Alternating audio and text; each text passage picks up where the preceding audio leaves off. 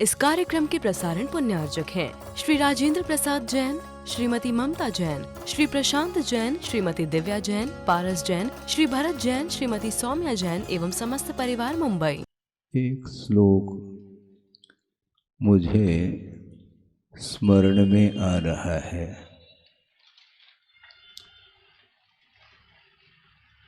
उस श्लोक में ये भाव दिया है कि सत्पुरुषों के जो वचन हैं वो किस प्रयोजन को लेकर के प्रवर्तमान होते हैं। प्रबोधाय, विवेकाय, हिताय, प्रशमाय च सम्यक तत्वोपदेशाय सताम सूक्ति प्रवर्तते। सत्पुरुषों की जो सूक्ति अर्थात वचन वो प्रवर्तमान होते हैं, उसके पीछे उनका क्या लक्ष्य है। प्रबोधाय, सम्यक ज्ञान की प्राप्ति हो, इस उद्देश्य को लेकर। विवेकाय, सम्यक ज्ञान होने के उपरांत भी विवेक आवे अनिवार्य नहीं, क्योंकि विवेक का अर्थ होता है विभाजन। समीचीन ज्ञान होने के उपरांत भी असंयम की भूमिका में विवेक फिर भी नहीं आ पाता। सबको ज्ञात है, जब कर्मों की उदीर्णा होती है अन्यान्य वस्तुओं के निमित्त को लेकर के, उस समय पुनः वह गाफिल हो जाता है सम्यक ज्ञान की उपस्थिति में भी। इसलिए विवेक बहुत मायना रखता है। सम्यक ज्ञान का होना अलग विषय और विवेक जागृत होना अलग विषय है। सम्यक ज्ञान में और विवेक में क्या अंतर है महाराज, इसका स्पष्टीकरण भी आप दें तो ज़्यादा अच्छा है। हम दे रहे हैं, उदाहरण के साथ ही दिया जा रहा है। समझने के लिए किसी को भूख अथवा प्यास लग आई है, तो भूख मिटेगी कैसे? भोजन करने से क्षुधा का शमन होता है, भूख मिटती है। जलपान करने से प्यास बुझ जाती है, यह ज्ञान माना जाता है। यह सम्यक ज्ञान है, बिल्कुल ठीक है, किंतु विवेक जागृत होना चाहिए कि कितना खाना चाहिए और क्या खाना चाहिए। खाने से तो भूख मिटती है, किंतु क्या खाना है, ये ज्ञान होना चाहिए। और छोटा जो बालक होता है उसको ये बुद्धि तो है कि खाने से भूख मिटती है, उसको सिखाने की आवश्यकता नहीं पड़ती। कोई यूनिवर्सिटी कॉलेज की कोई आवश्यकता नहीं पड़ती है। वह नवजात शिशु भी मुख में ही उंगली ले जाता है? और वो मान लो धूल है, उसको भी मुख में दे देता है। भूख लगी है, यह स्पष्ट ज्ञात है, लेकिन ये विवेक नहीं उसके अंदर कि मुझे क्या खाना चाहिए और क्या नहीं खाना चाहिए। ये विवेक जागृत करने के लिए सताम सूक्ति प्रवर्तते। सत्पुरुषों की जो वाणी है वह प्रवर्तमान होती है, सम्यक ज्ञान प्राप्त हो भव्य जीव के लिए और विवेक जागृत हो। और क्या? हिताय, उन वचनों के माध्यम से हित होना चाहिए। हित परक जो वचन होते हैं उनके माध्यम से ही कल्याण हो सकता है, अन्यथा किसी भी व्यक्ति के वचनों से आत्मा का कल्याण नहीं हो सकता। वचन कहाँ से प्रारंभ होते हैं? द्विंद्रिय धौला में प्रसंग आया था, द्विंद्रिय आधे वक्तार, ऐसा कहा था। वक्ता अर्थात वो वक्ता नहीं लेना, किंतु ध्वनि उत्पन्न होती है। एक इंद्रिय के पास वचन योग नहीं है, किंतु द्विंद्रिय से वचन प्रारंभ हो जाता है, ध्वनि प्रारंभ होती है और वह अणुभय वचन के रूप में वह आ रहा है। मान लो भौरा है, वो भी गुनगुना रहा है, उसकी ध्वनि भी आती है। और भी कीट पतंग अधिक हैं जो रात में बहुत सन्नाटा जब छा जाता है उस समय उसकी ध्वनि सुनने को मिलती है, वह भी अनुभव वचन ही है। और दिव्य ध्वनि भी अनुभव वचन है, ध्यान रखो। किसी सज्जन ने पूछा था, जबलपुर की बात है, कि महाराज अनुभव वचन द्विंद्रिय के पास भी है और 13वें गुण स्थान में भी अनुभव वचन चल रहा है, तो दोनों में क्या अंतर है? जो विकलत्र की ध्वनि है वह ध्वनि है, दिव्य ध्वनि नहीं।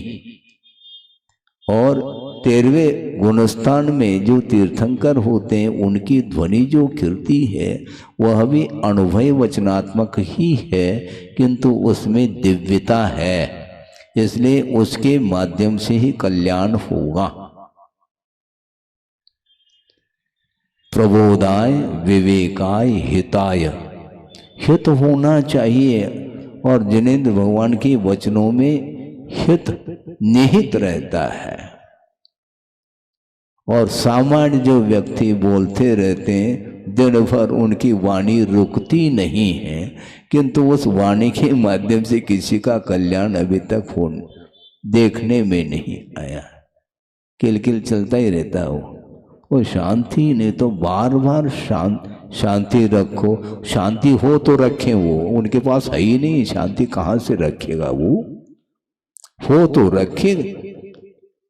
हाँ, चौके में भी बड़ा विचित्र हमने कल सुनाया था किसी व्यक्ति को। आज आपके समूह है ना, उसके सामने रखना चाहता हूँ। पढ़ा करके ले गए और लगभग 8-10 मेंबर थे वो चौके के। कल की बात नहीं, बहुत पहले की बात सुनाना। और एक व्यक्ति ने अपने दोनों हाथों से थाली पकड़ रखा है, बाकी सब लोग आहार दे रहे हैं। और जिसने थाली पकड़ा है उसको आकुलता हो रही है, मुझे भी आहार देने को मिल जाए। तो और लोगों ने क्या सुनाया उसको? शांति रखो। तो वो क्या उत्तर देता है? हम कैसे शांति रखें? दोनों हाथों से हमने थाली पकड़ा है, तो शांति किस हाथ से पकड़े? हमें हंसी आ गई उस समय। देखो उत्तर भी कैसे दे रहे हैं ये। दो ही तो हाथ है, शांति किस हाथ से पकड़े? समस्या खड़ी हो रही, शांति है ही नहीं। आकुलता हमेशा, जो ये आकुलता क्यों होती है? इसमें साता अथवा असाता दोनों प्रकृतियों की उदीरना चल रही है, इसलिए वो गाफिल है। निराकुल भाव उसके अंदर नहीं आ सकता।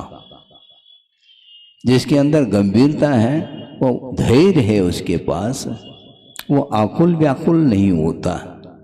इसलिए जो छोटे बच्चे होते हैं उनके लिए पहले भोजन परोसा जाता है, क्योंकि उसको आकुलता ज़्यादा है।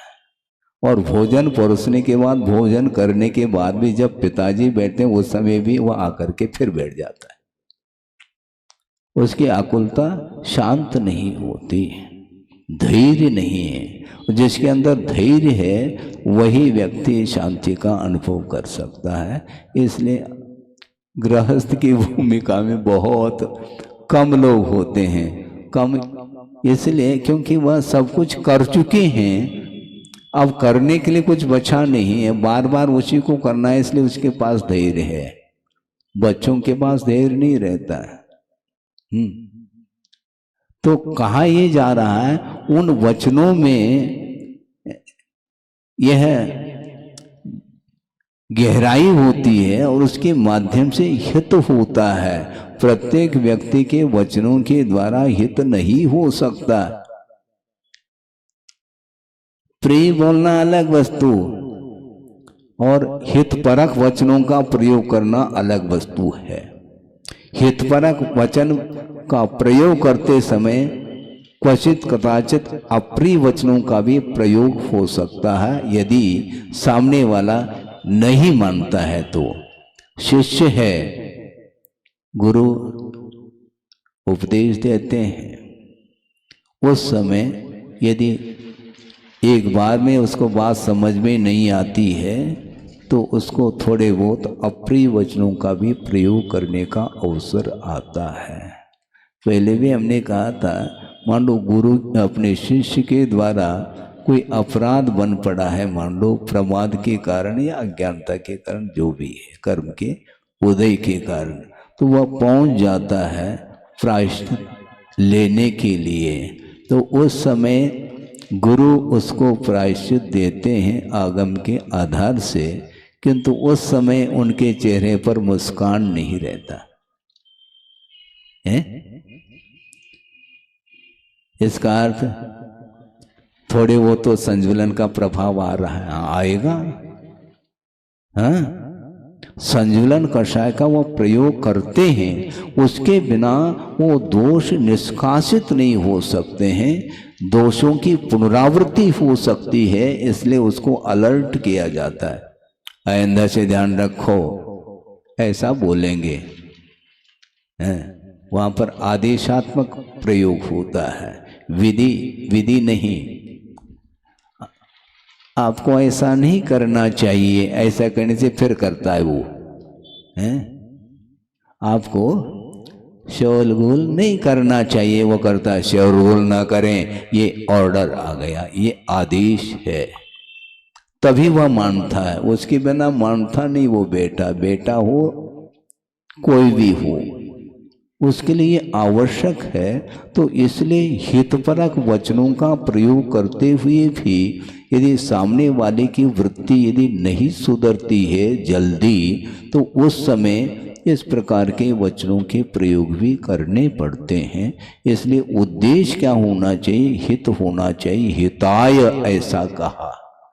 एक तो प्रबोधाय, ज्ञान नहीं है तो पहला उसको ज्ञान प्राप्त हो, समीचीन पहला ज्ञान प्राप्त हो, इस उद्देश्य को लेकर के ही गुरु उपदेश देते हैं। उद्देश्य हमेशा होना चाहिए हित का। मुख मिला है, वाणी मिली है, शोभम पर्याप्त प्राप्त है, तो सुबह से लेकर के शाम तक हम जो ना बोलते चले जाएं तो उसका कोई भी औचित्य नहीं है।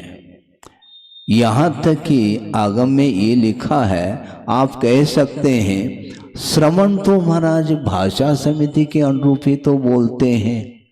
हाँ बोलते हैं, लेकिन मित बोलो। मित बोलने के लिए कहा, परिमित बोलने के लिए कहा है। सहेतुकम ऐसा मूलाचार में ये प्रसंग आता है। श्रवण यद्यपि आगम के आधार से ही बोलता है, भाषा समिति के अनुरूप बोल रहा है, किंतु निर्हेतुक नहीं बोलता। सहेतुकम में सब प्रयोजन होना चाहिए। निष्प्रयोजन यदि बोलेंगे तो उसके माध्यम से कोई हित होने वाला नहीं है। कितनी आकुलता है यह स्पष्ट ज्ञात हो जाता है। थोड़ी सी आवश्यकता है तो अतिरिक्त और दे रहे हैं, क्या आवश्यकता है? कम शब्दों में ज्यादा यदि भाव है तो उसका महत्व ज्यादा है। निबंध नहीं लिखना, पृष्ठों निबंध लिखते हैं, उसकी कोई आवश्यकता नहीं। सारभूत 2, 3, 4 पंक्ति में आप अपने भावों को प्रेषित करते हैं तो उसके लिए ज्यादा अंक मिलेंगे। हाँ इतने तो पृष्ठों भरे हैं इसलिए इसको ज्यादा अंक मिलेंगे, ऐसा नहीं अंक मिलते हैं। विषय को आंका जाता है, उसका आकलन होता है कि इसमें विषय की प्रस्तुति किस ढंग से इन्होंने की है, उसके माध्यम से वस्तु तत्व का परिज्ञान होता है, होना चाहिए। इस उद्देश्य को लेकर के सहेतुकम कहा। श्रवण उपदेश देते हैं किंतु उतना ही देते हैं जितना आवश्यक है। इन सभी प्रवृत्तियों के पीछे प्रयोजन रहता है और रहना चाहिए है। महाराज तो हमेशा जो है जाप ही करते रहते हैं, माला ही फेरते रहते हैं। अच्छा, माला में कोई महत्व नहीं, मतलब कुल मिलाकर के आपका भाव क्या है हम लेना चाहते हैं, वो तो माला ही फेरते रहते हैं, माला तो हाथ से नीचे रखते ही नहीं है। तो माला फेरने में पुण्य का संचय नहीं, क्या पाप कर्मों की निर्जरा नहीं, आपकी मान्यता क्या है? आपकी मान्यता क्या है? आपकी मान्यता कुछ अलग ही है। वीतराग मुद्रा का दर्शन करने के उपरांत उपदेश की आवश्यकता नहीं पड़नी चाहिए, कायदे से देखा जाए। फिर भी उपदेश उपदेश उपदेश, क्या उपदेश? ये सारे सारे भिन्न भिन्न निमित्त हैं, मात्र उपदेश ही निमित्त है। आत्मोन्नति के लिए ऐसा कुछ भी नहीं है। हाँ, अन्य निमित्त हैं, उनका अभाव है क्या? नरकों में तीसरे नरक से नीचे जितने भी पृथ्वी हैं, वहां पर जो नारकी होते हैं उनके लिए न जिनबिंब दर्शन है, वहां पर किसी को भी नहीं, और धर्म श्रवण भी नहीं वहां पर तीसरे पृथ्वी के नीचे। फिर है क्या? सम्यक के उत्पत्ति के लिए मात्र निमित्त जाति स्मरण है और वेदनानुभव है। ये दो ही निमित्त है। सप्तम पृथ्वी में भी इन दो निमित्त में से किसी भी निमित्त को लेकर के वह सम्यक को उत्पन्न कर रहा है। वहां पर न माइक है, कोई व्यवस्था नहीं वहां पर। अच्छा है, वो नरक जाने के लिए नहीं कह रहा हूं, किंतु ये धर्म श्रवण रूप निमित्त के अभाव में भी वो उत्पन्न कर रहा है। इसको क्या बोलते हैं? निसर्गज बोलते हैं। ये अधिगमज नहीं, सम्यक्त। सुन रहे हैं कि नहीं? ये अधिगम सम्यक दर्शन नहीं है, नैसर्गिक सम्यक दर्शन। हालांकि पूर्व में अतीत में किसी ने किसी व्यक्ति विशेष से उपदेश को सुना था, देशना सुनी थी, उसके माध्यम से वह स्मृति का विषय बन जाता है, तो पुनः उसको उपदेश की आवश्यकता नहीं पड़ती। और बार बार उपदेश देने के उपरांत भी हमें समझ में नहीं आ रहा, तो आपको क्या समझ में? उसको कैसा आ रहा है? आपके लिए कौन सी प्रतिकूलता आ गई? वो प्रतिकूल वातावरण में भी बिना उपदेश के सम्यक को उपलब्ध कर रहा है। इसके बारे में कभी सोचा है क्या? सोचना चाहिए। ग्रंथ है, ठीक है, क्षोभम नहीं है, कोई बाधा नहीं, जब निसर्गज हो सकता है, क्योंकि प्रयोजन भूत जो तत्व है उसका परिज्ञान जिसको हो गया, यानी जिसके अंदर विवेक जागृत हो गया, उसको ज्यादा उपदेश की आवश्यकता नहीं, क्योंकि सम्यक ज्ञान उसके पास है, तभी तो विवेक जागृत हुआ है। तो मैं ये कह रहा था, सम्यक ज्ञान और विवेक में बड़ा अंतर है। ज्ञान तो बालक के पास है, भूख लगी है और वो भोजन करता है, लेकिन क्या करना चाहिए, कितने अनुपात से करना चाहिए, कब कब करना चाहिए, किसके बाद क्या लेना चाहिए, लेना तो जानता है, किंतु किसके बाद क्या लेना ये उसके अंदर ज्ञान नहीं है, ये विवेक नहीं है। इसलिए माँ के माध्यम से ही शिशु का पालन पोषण होता है, और माँ के पास विवेक है, ये ध्यान रखो, नहीं तो पालन पोषण कर ही नहीं पाएगी वो। मात्रा मासी, अनुपात वह जानती है, इसको कितना हजम हो सकता है, इसके अंदर कितनी कैपेसिटी है, योग्यता कितनी है, क्षमता कितनी है, इसका पूरा परिज्ञान उसको है और विवेक है। और विवेक का प्रयोग करके वो धीरे धीरे उसका पालन वो कर रही है। फिर बाद में जब क्षमता आती है तो फिर पालने की कोई आवश्यकता नहीं, क्योंकि पालने से बाहर आ गया वो। अब पहला पालना में ही वह पालन पोषण होता था, और पालने के बाहर आ गया, पालने की आवश्यकता नहीं। वो बालक था, किंतु वह पालक जब बन जाता है फिर वो पालने की उसकी कोई आवश्यकता नहीं, वह स्वयं खड़ा हो जाता है, खड़े करने की आवश्यकता उसको नहीं पड़ती है। बिना किसी सहारे वह चल रहा है, क्योंकि पर्याप्त मात्रा में उसने सहारा पहले ले चुका है, अब सहारे की कोई आवश्यकता नहीं। तो पालन पोषण करने वाले जो होते हैं माता पिता, उनके पास बहुत विवेक रहता और रहना चाहिए। और धीरे धीरे आज वर्तमान में माता पिताओं के पास भी विवेक समाप्त होता चला जा रहा है, कि इसलिए कह रहा हूं कि भक्ष का विवेक समाप्त होता चला जा रहा है। इस बिंदु पर कोई भी ध्यान ही नहीं देना चाहता। कुछ भी खा लो, कुछ भी पी लो, केवल भूख मिटाना है, प्यास मिटाना है तो कुछ भी खा लो, पी लो, जहर भी खा लो, ऐसा होता है क्या? इसका अर्थ विवेक रखना चाहिए ना। तो इसीलिए कहा जा रहा है कि वस्तुतः विवेक के बिना सम्यक ज्ञान काम में नहीं आता, और बाल्य अवस्था में विवेक नहीं रहता। लेकिन यह भी उतना ही सत्य है कि 8 साल अंतर्मुर्त के उपरांत भी उसको केवल ज्ञान प्राप्त करने की जब शक्ति आ जाती है तो विवेक, बहुत विवेकवान है वह बालक नहीं है।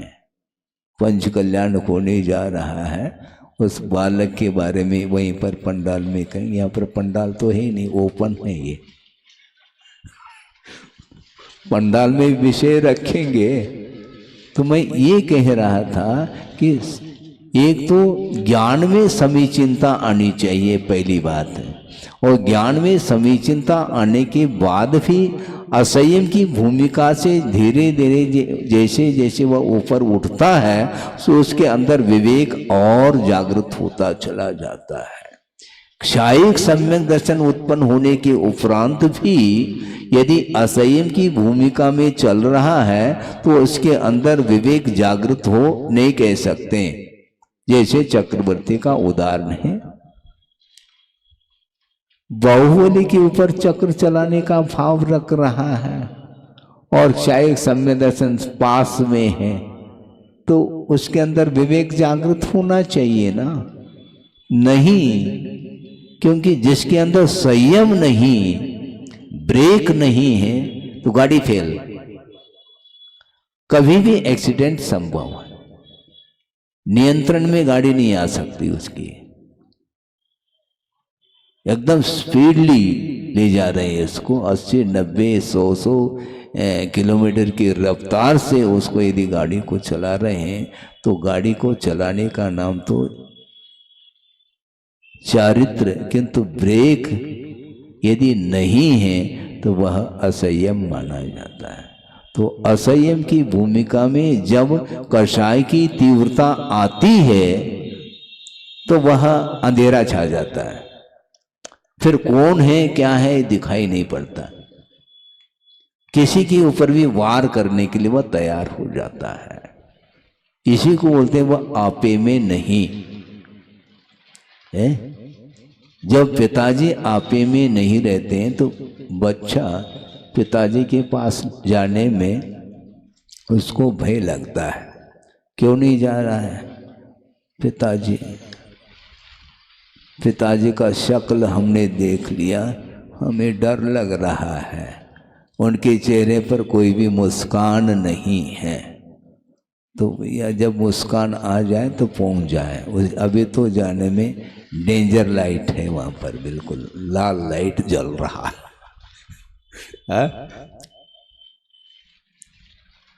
है, रेड लाइट, तो सिग्नल है ही नहीं। जब ग्रीन सिग्नल मिल जाए तो फिर जो है ना फाटक खुल जाता है, गाड़ी निकल जाती है। जब तक सिग्नल वो ग्रीन नहीं है तब तक फाटक बंद है, रेड यदि है तो फाटक बंद। तो उसी प्रकार वो सोचता है, उसके इतना तो ज्ञान हो गया उसको कि डेंजर लाइट जल रहा है। अभी जाने में कोई सार नहीं। अभी कोई भी उनके सामने अपनी मांग रखेंगे तो बिस्किट तो मिलेंगे, लेकिन खाने के नहीं मिलेंगे। खाने के बिस्किट अलग होते हैं और लगाने के बिस्किट अलग होते हैं। वहाँ पर पिटाई हो सकती है, इसलिए अभी नहीं जाना। तो इसको बोलते हैं सम्यक ज्ञान होने के उपरांत भी जब कषाय में उतर आता है तो उस समय उसके अंदर संयम नहीं रहता है। तो इसलिए मंद कषाय के साथ जो चल रहा है वह मिथ्यात्व की भूमिका में भी क्यों न रहे, उसका विकास होगा, सम्यक के अभिमुख पहुंचेगा। एक साथ संयम को धारण करने की स्थिति में वह आ रहा है। तो इसको क्या बोलते हैं? इसी को बोलते हैं विवेक।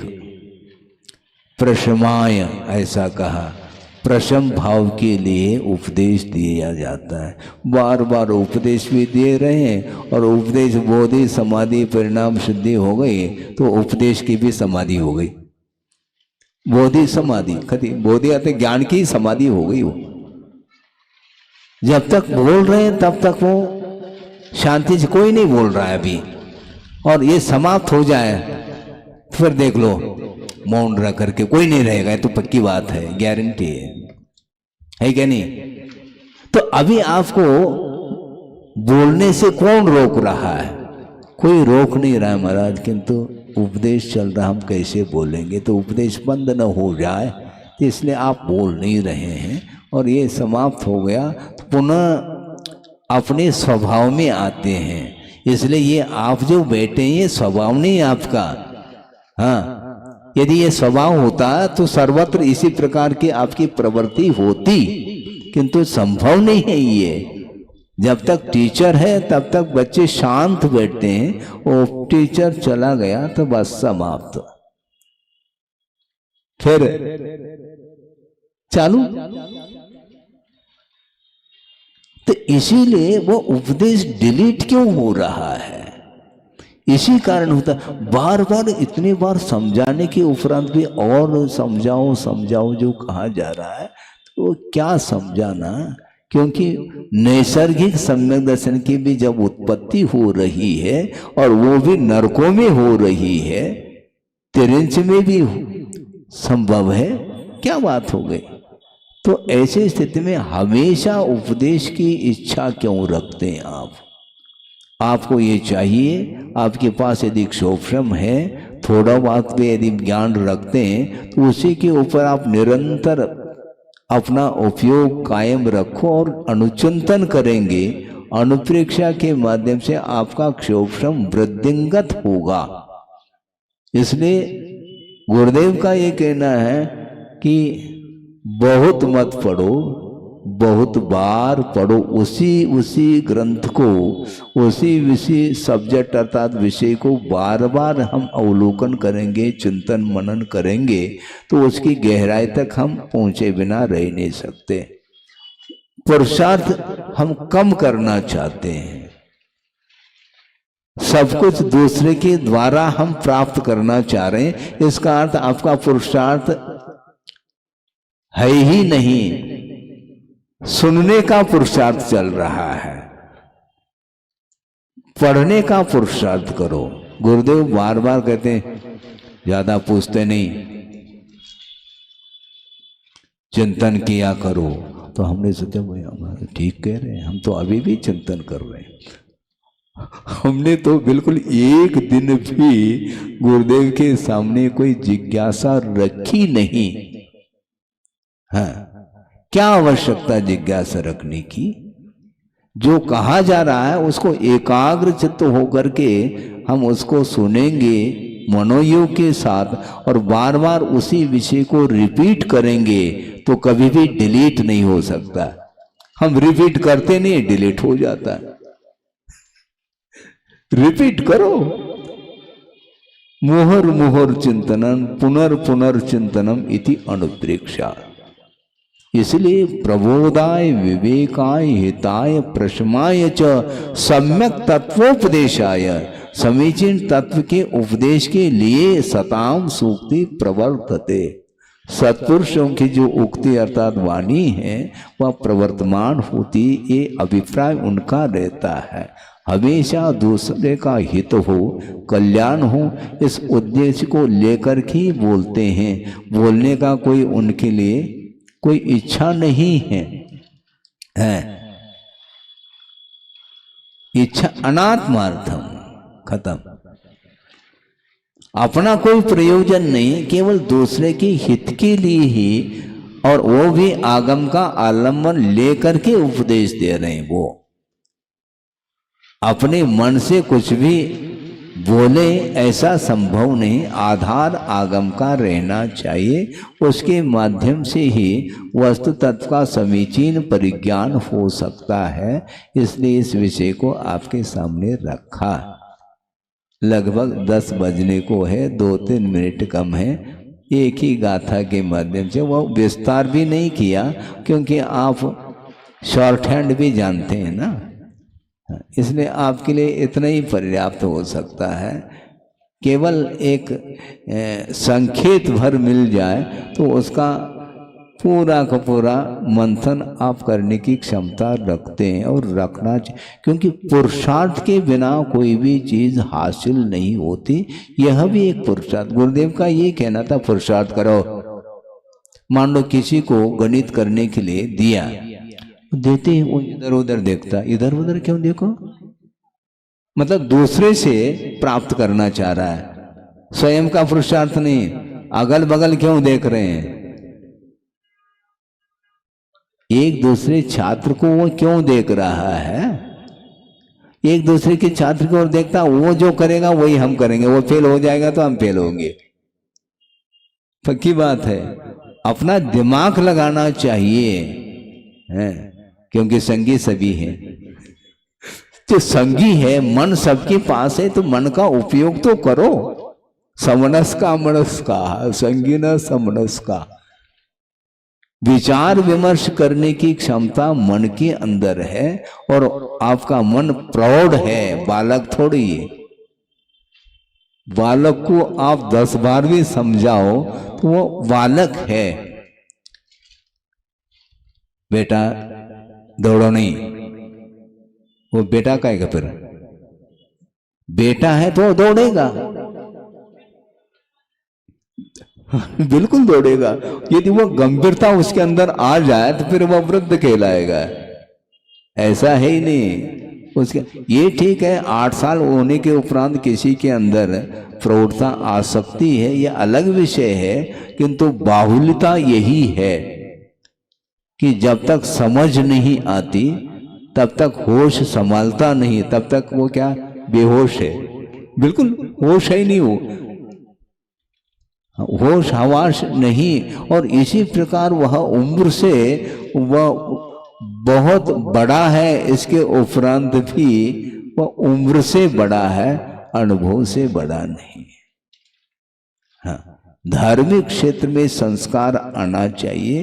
वो वृद्ध होने के उपरांत भी एक ही लाइन पर खड़े हैं, बालक और पालक दोनों एक लाइन पर। तो क्या मतलब हुआ, बालक की इच्छा शक्ति अधिक है, किंतु वृद्ध होने के उपरांत इच्छा शक्ति कम होनी चाहिए, बल्कि इच्छा शक्ति और बढ़ती चली जाए, वह तृष्णा बढ़ती ही चली जा रही है। रोकने वाला कौन है। भले ही जो बड़े होते हैं वो 2 बार भोजन कर ले, बालक भले ही 3-4 बार भी कर सकता है, क्योंकि उसकी क्षमता एक बार एक साथ लेने की कितनी क्षमता है, ज़्यादा ले नहीं सकता। आधी रोटी ले ले, 1/4 ले ले, इतना ही काफ़ी है, लेकिन घंटे के अंदर पुनः 1/4 और चाहता है वो। और जो बड़े हैं वो 2 दिन का भोजन एक ही दिन में करने की क्षमता रखता है, तो उसको क्या आवश्यकता है? इसलिए तो उपवास भी कर रहा है, 10-10 उपवास, क्षमता उसके अंदर आ गई है, क्योंकि खाने की भी क्षमता पर्याप्त है, तो भोजन के मतलब उपवास करने की भी क्षमता आ गई।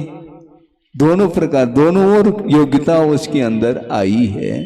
तो मूल ये है हमारा कहना कि आपको ये चाहिए कि हम चाहते क्या हैं, क्योंकि जो व्यक्ति जो चाहता है उसी ओर उसका पुरुषार्थ चलता है। हाँ, पक्की बात है। छोटा बालक क्या चाहता है? कुछ नहीं,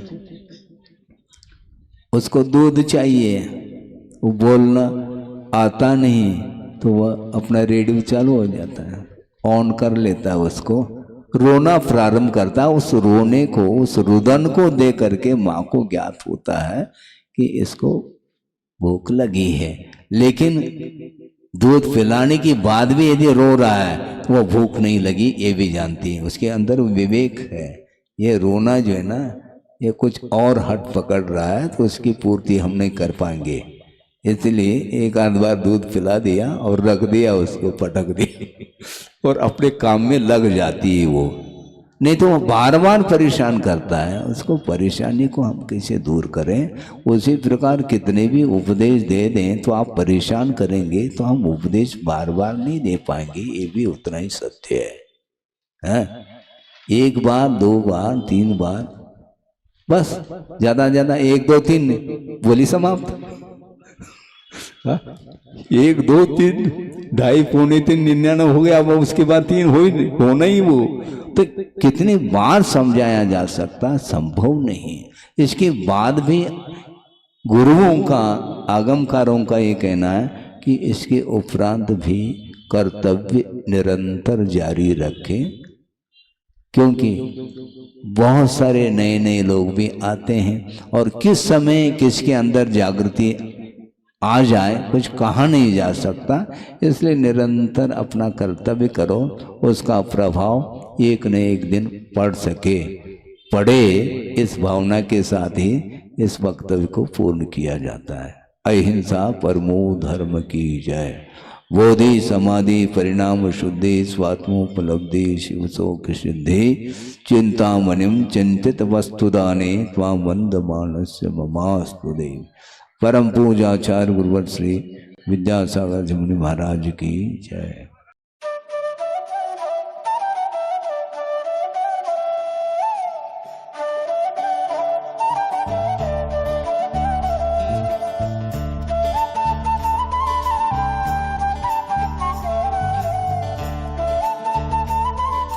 इस कार्यक्रम के प्रसारण पुण्यार्जक हैं श्री राजेंद्र प्रसाद जैन, श्रीमती ममता जैन, श्री प्रशांत जैन, श्रीमती दिव्या जैन, पारस जैन, श्री भरत जैन, श्रीमती सौम्या जैन एवं समस्त परिवार मुंबई।